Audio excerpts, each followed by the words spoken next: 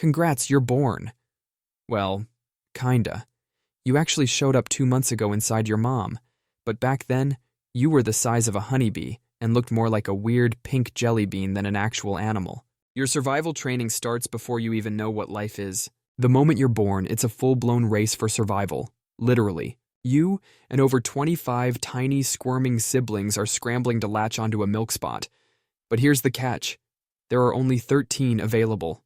No second chances, no do-overs, just a brutal jelly bean-sized battle royale.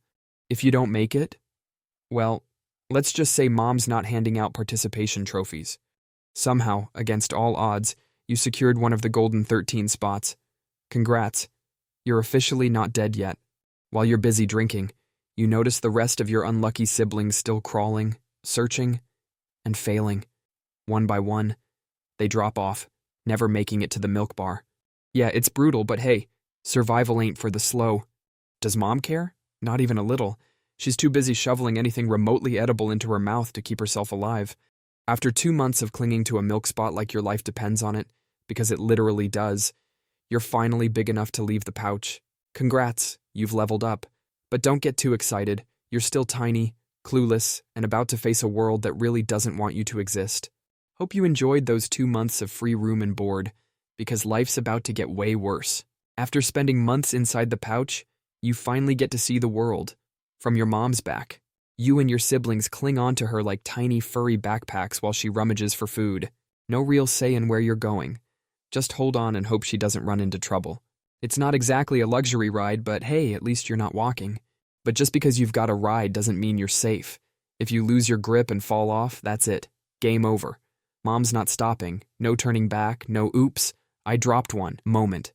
You're on your own, and in a world where everything either wants to eat you or ignore you, that's not exactly great news. Then, to add insult to injury, you watch one of your siblings drop off mom's back like a forgotten piece of luggage. And what does mom do? Nothing. She doesn't even flinch. She's too busy living by the motto, the most adaptable will survive, which, in her mind, translates to, if you fall off, that's your problem. When you fall off like that, it's basically a guaranteed snack for anything that slithers or runs. Snakes, coyotes, maybe even a hungry raccoon, they're all on the lookout for a free meal, and you just became the appetizer. Survival of the fittest? More like survival of the ones who don't fall off mom's back. Fast forward to around 4 months old, and hey, you're starting to figure a few things out. You're not completely useless anymore. Mom's giving you a crash course on how to survive, sniffing out food, finding places to hide, climbing trees without embarrassing yourself. It's like a twisted version of Survivor, only the prize is not getting eaten. At this point, you've upgraded your menu from milk only to a more sophisticated diet of insects and fruits. Congratulations, you're officially a gourmet opossum now. Sure, it's not exactly a 5-star restaurant, but hey, when the menu is anything that crawls or grows, you take what you can get. Fast forward 2 weeks, and guess what? You're on your own now. Mom? Yeah, she left. Because honestly, she never really cared about you in the first place. Siblings? They're off doing their own thing, probably already getting into trouble or becoming a meal for something bigger. You're not even surprised at this point because in the opossum world, family is more of a suggestion than a commitment. Now, you're living that solo life. No one to watch your back. But hey, freedom, right? You start figuring out how to feed yourself. Fruit, insects, even the occasional small animal if you're feeling bold. It's a harsh world, but at least you're not relying on mom's back anymore. The problem? Everything's either trying to eat you or watching you eat it. First priority? Safety. You quickly learn that the world's not exactly a safe space, so you start hunting for shelter like it's a full-time job. But here's the kicker. You don't really build your own shelter or stake a claim. Nah, that's too much work. Instead, you're the proud owner of abandoned shelters. It's like squatting. But for opossums, why bother building when you can just move in and take over someone else's place? One day, while you're minding your own business, a rattlesnake suddenly slithers onto the scene. Most animals would freeze or run, but not you. You're not going down without a fight. You puff up, show off your 50 sharp teeth like you're some sort of wild dentist, and start hissing like a freaked-out pressure cooker. Sure, you're small, but hey, it's all about the intimidation factor, right? But the snake's not backing down either. And to make things worse, You haven't had a decent meal in days, so when it strikes and sinks its fangs into you, there's a moment of silence, and then nothing. You just stand there. Because guess what? Venom doesn't work on you. Yeah, turns out your ancestors passed down a pretty neat party trick: immunity to snake venom. The snake probably realizes it just wasted its best move, while you're just thinking about how good snake meat might taste. After taking a hit like a champ, you're not just going to sit there and let this snake slither away. Nope. You strike back. With the speed of an animal that's been hungry for way too long, you lunge at it, bite down, and suddenly the predator becomes the prey. 1 minute, the snake thought it had dinner. The next minute, you're the one chewing. Life comes at you fast. After a tough fight, you come out on top. Snake, defeated, meal, secured. It's the first real food you've had in days, and you're not wasting a single bite. For once, you're actually set for a while, which in opossum terms means you won't be starving tomorrow. It's a rare win in a life that mostly just tries to kill you.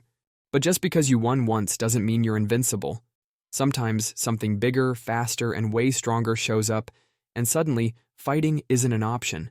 That's when you pull out your ultimate survival trick: playing dead. You drop to the ground, go completely limp, and even release a nasty corpse-like smell for extra effect. Yep, another lovely gift from your ancestors. The ability to be so pathetic that predators lose interest. But here's the catch: playing dead doesn't always work. Some animals don't care if you're breathing or not. Meat is meat. Luckily for you, this particular coyote isn't in the mood for spoiled leftovers. It sniffs you, looks disgusted, and moves on. Congratulations. You just survived by being completely useless. Time keeps moving, and now it's early spring, which means two things. You're officially an adult, and it's time to find a mate. But here's the problem. Opossums don't exactly have long, fulfilling lives. You don't know how much time you have left, so everything has to be fast. Finding food, avoiding death, and now, finding a mate before time runs out. No pressure, right? So you set off on a mission, following the musky scent of a female who's ready to mate. It's not exactly romantic, but in the opossum world, this is as good as it gets. You're wandering through the wild, nose in the air like some kind of desperate furry detective, because if you don't find a mate soon, you might not get another chance. After what feels like an eternity of sniffing around, you finally find her, the one, the musky queen of your dreams. No fancy dates, no small talk, just pure, wild opossum romance. After handling your business, you do what every responsible opossum dad does. You leave. No attachment, no responsibility, no looking back. Honestly, when it comes to fatherhood, you're a total failure. But hey, that's just how it works in the opossum world. You pass on your genes and then vanish like a deadbeat magician. One day, while scavenging for food under a log, you realize something. You're almost a year old. You've somehow survived this long, dodging predators, mastering the art of climbing trees and fences, and proving that opossum luck is a real thing. But today feels different. As you wander further, the world around you completely changes. No trees, no grass, just endless, open space. It's like you've stumbled into a whole new world, and not in a good way. As you're standing there, lost in thought, trying to make sense of this weird new world, wham! A car comes out of nowhere, hitting you in a split second. You're lying there, dazed, thinking, what just happened? As always, nobody cares. No one's rushing to help. No one's offering a paw or a shoulder. You're just another opossum on the road. The journey's over. Just like that, it's the end of your chaotic, survival-filled life. And honestly, no one's surprised. And somewhere out there, a young one like you is starting its journey. Maybe it's hanging on its mom's back, just like you did, clueless about what's to come. That little one's probably already starting to learn the harsh truths of the world, because in the life of an opossum, it's all about survival and trying to make it through another day. The legacy lives on, just like it always does.